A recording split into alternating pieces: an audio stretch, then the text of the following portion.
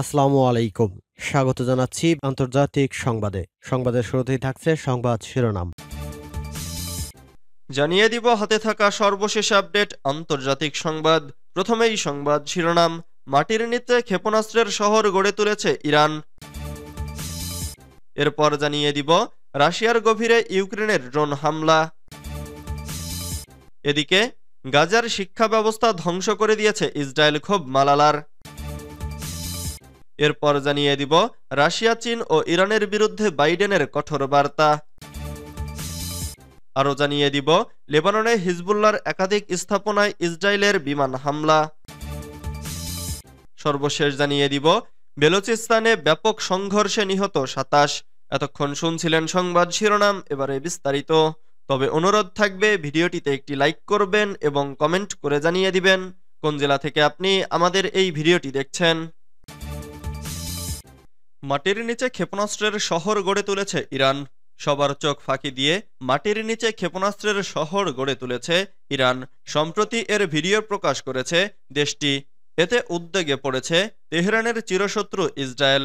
কারণ দশকের পর দশক ইরানের সঙ্গে ছায়াযুদ্ধে লিপ্ত তেল আবিব সম্প্রতি ছায়াযুদ্ধের খোলস ছেড়ে একে অপরের ভূখণ্ডে সরাসরি হামলা ও পাল্টা হামলা চালাচ্ছে দেশ দুটি। উত্তেজনাকর এমন পরিস্থিতির মধ্যেই ক্ষেপণাস্ত্রের শহরের ভিডিও প্রকাশ করল খামেনির দেশ। প্রকাশিত ভিডিওতে দেখা যায় ভূগর্ভস্থ শহরটির দুই পাশে থরে থরে সাজানো বিভিন্ন পাল্লার ক্ষেপণাস্ত্র। এর মাঝখানে সিনেমাটিক ওয়েতে সামরিক গাড়ি নিয়ে প্রবেশ করেছেন ইসলামিক রেভলিউশনারি গার্ড কোর আইআরজিসির commander major general Hossein Salami ও ব্রিগেডিয়ার জেনারেল আমির আলী হাজিজাদেহ।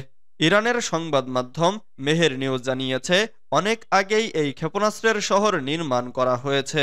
গত অক্টোবর ও এপ্রিলে ইসরায়েলের বিরুদ্ধে ইরান যে অভিযান চালিয়েছে তার একাংশ পরিচালিত হয়েছে ভূগর্ভস্থ এই ক্ষেপণাস্ত্র ঘাঁটি ব্যবহার করে।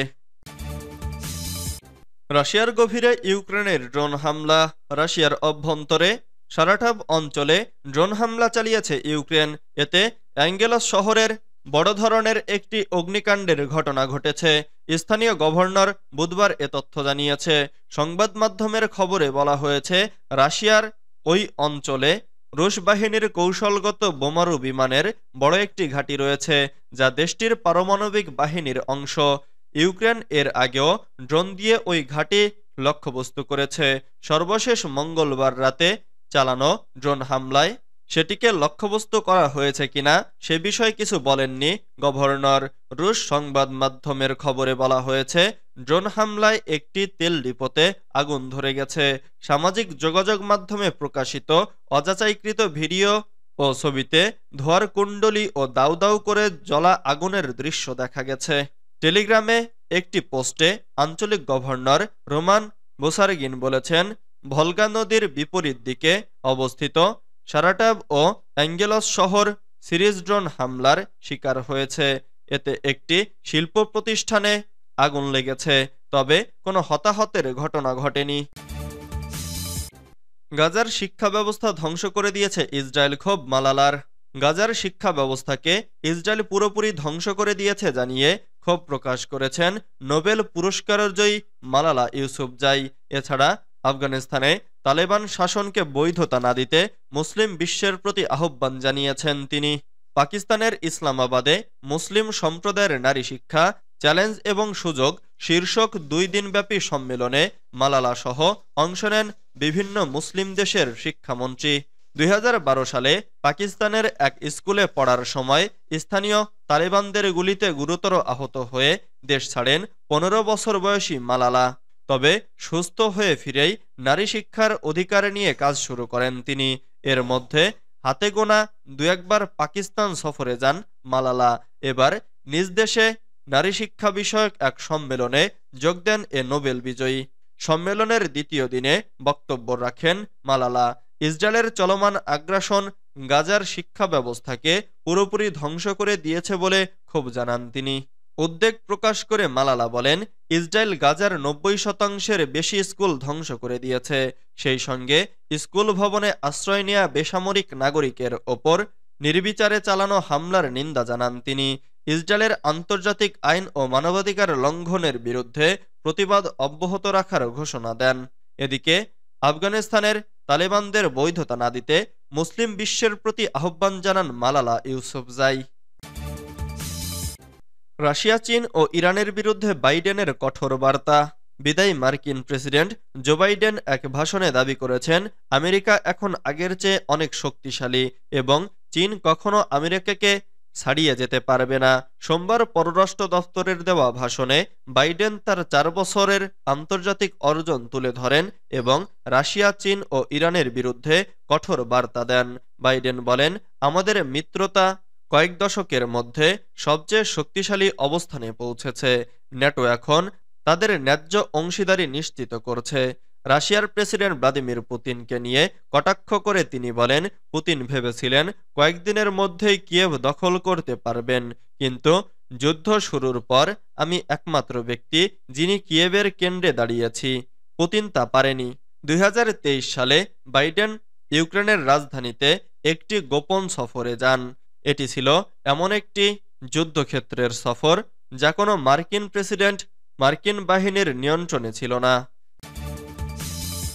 লেবাননে হিজবুল্লাহর একাধিক স্থাপনায় ইসরায়েলের বিমান হামলা। লেবাননের রাষ্ট্রীয় গণমাধ্যম জানিয়েছে, রোববার ইসরায়েল দেশটির পূর্ব ও পশ্চিমাঞ্চলে বিমান হামলা চালিয়েছে। ইসরায়েলের সামরিক বাহিনীও বলেছে তারা সিরিয়া সীমান্তে চোরাচালান রুটসহ লেবাননে হিজবুল্লাহর বিভিন্ন লক্ষ্যবস্তুতে হামলা চালিয়েছে।